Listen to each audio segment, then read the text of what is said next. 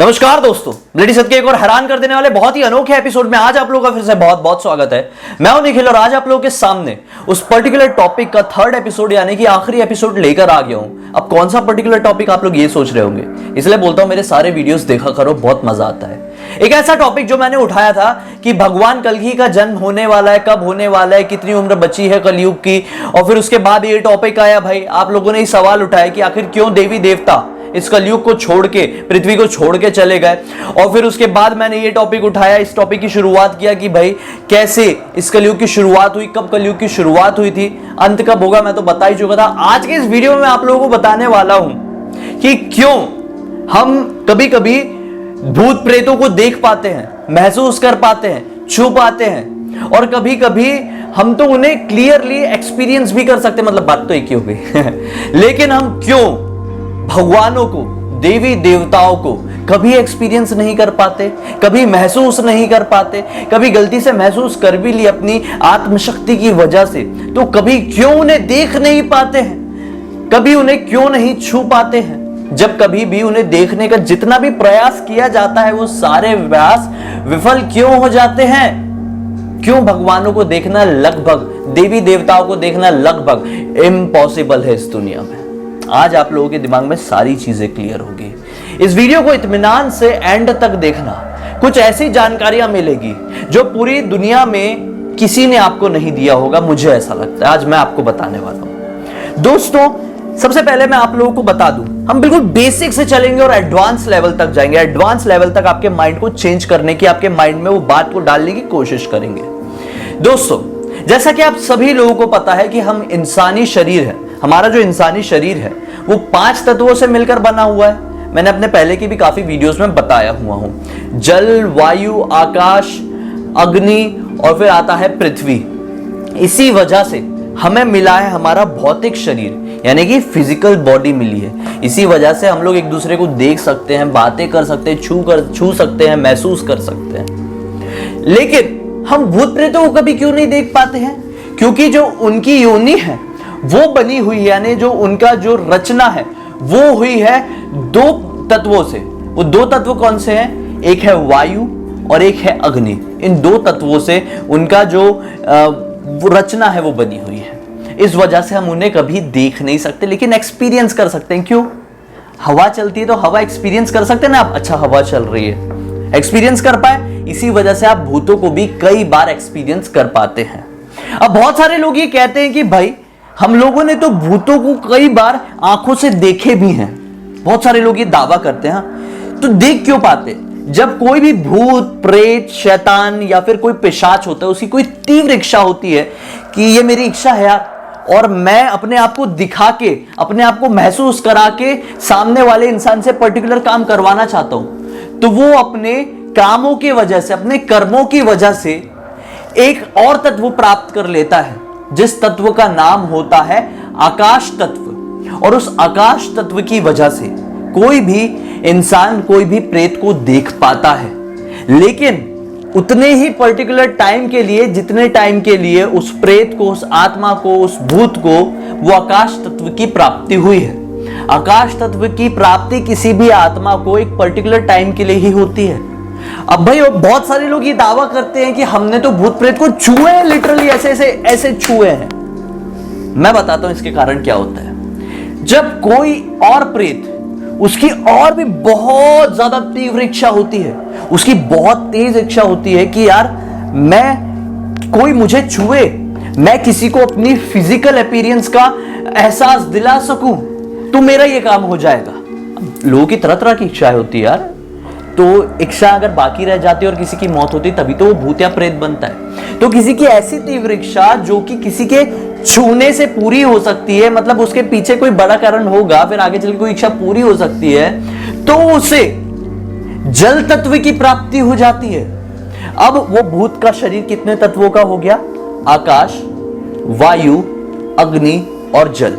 इस वजह से बहुत सारे लोग ये दावा करते हैं कि हमने उन्हें छुए, लेकिन ऐसी कंडीशन में जब आप उन्हें छूते हैं ना, तो उनकी जो बॉडी होती है, जो उनकी रचना होती है, जो उनका अपीयरेंस होता है, वो बहुत ठंडा होता है, इतना ठंडा कि आपको ऐसा लगेगा कि मैंने किसी बर्फ पर हाथ रख दिया हो।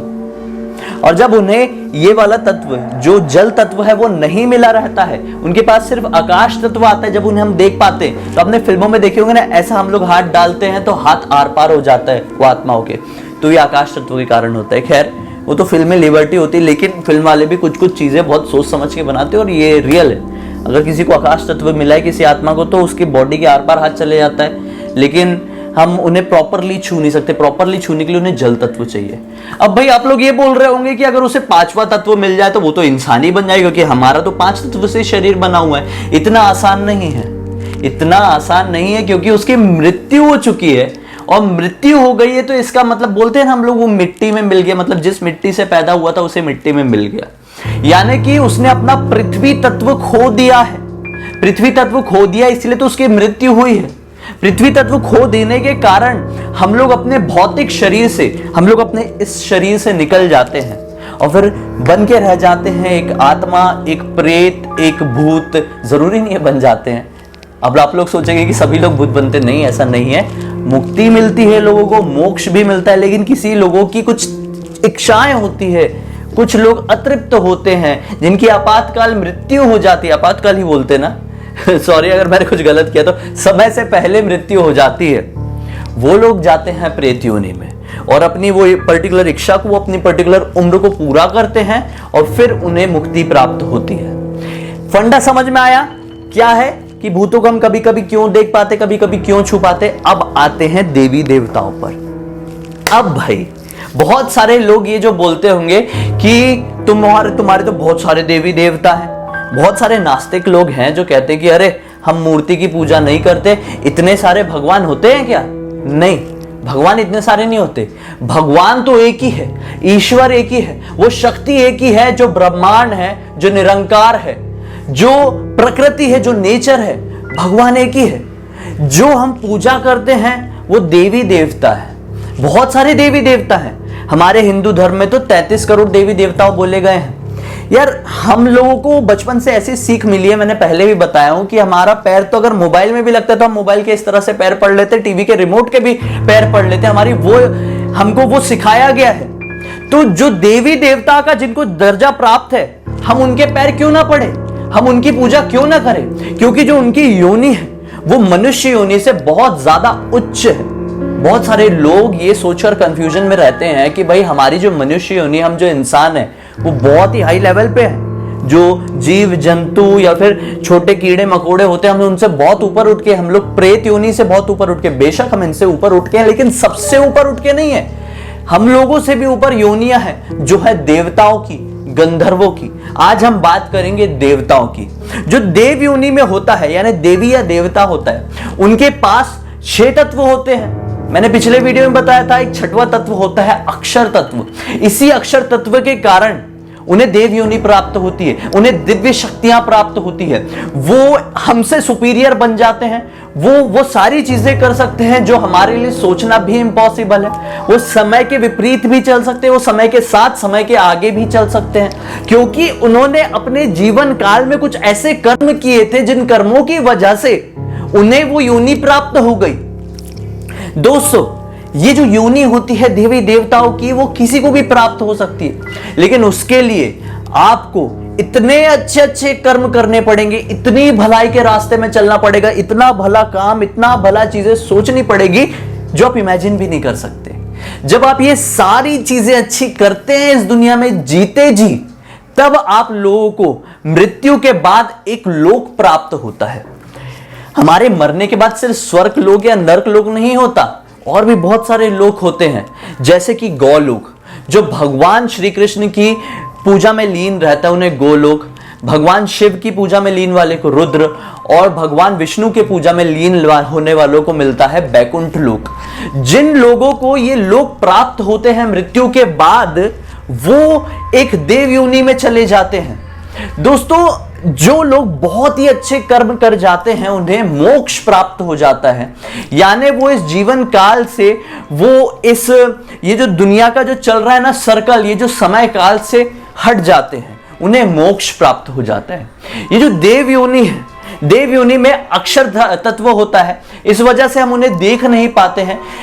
तो अब आपको समझ में आ गया कि देख क्यों नहीं पा रहे। अब मैं आपको बताता हूं ये फंडा कि अगर कोई देवता चाहे तो अपना उस अक्षर तत्व का त्याग करके हमें अपने दर्शन दे सकता है, लेकिन अगर बाय चांस किसी भी देवी या देवता ने अपने अक्षर तत्व का जो है त्याग कर दिया तो वो 5 तत्व में ही रह जाएगा, और अगर वो 5 तत्व में रह गया तो उसकी मृत्यु हो जाएगी, और मृत्यु होने के बाद वो इस समय काल में भटकता ही रह जाएगा, जो लगभग इम्पॉसिबल है।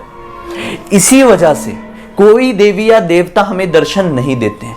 अब अगर बाय चांस किसी मनुष्य को देवी या देवता अपनी शक्तियों की वजह से, मैंने बोला ना वो हमसे सुपीरियर, हमसे बहुत ज्यादा शक्तिशाली और हमसे बहुत ज्यादा यूनिक होते हैं, तो उन्होंने अपनी शक्ति के वजह से अक्षर तत्व के होते हुए हमें दर्शन दे भी दिए ना, तो हम जो मनुष्य है ना उनके तेज को बर्दाश्त नहीं कर सकते, क्योंकि वो बहुत, यानी उनके पास इतना तेज, इतनी रोशनी होती है कि हम जो नॉर्मल लोग हैं अपनी आंखों पर उतना प्रेशर डालेंगे तो अंधे हो जाएंगे, पागल हो जाएंगे। बहुत सारे लोगों की मृत्यु भी हुई है।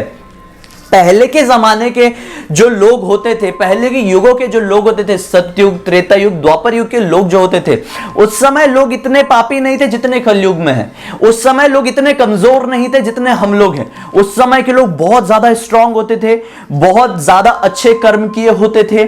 इस वजह से देवी या देवता उन्हें दर्शन दे भी देते थे।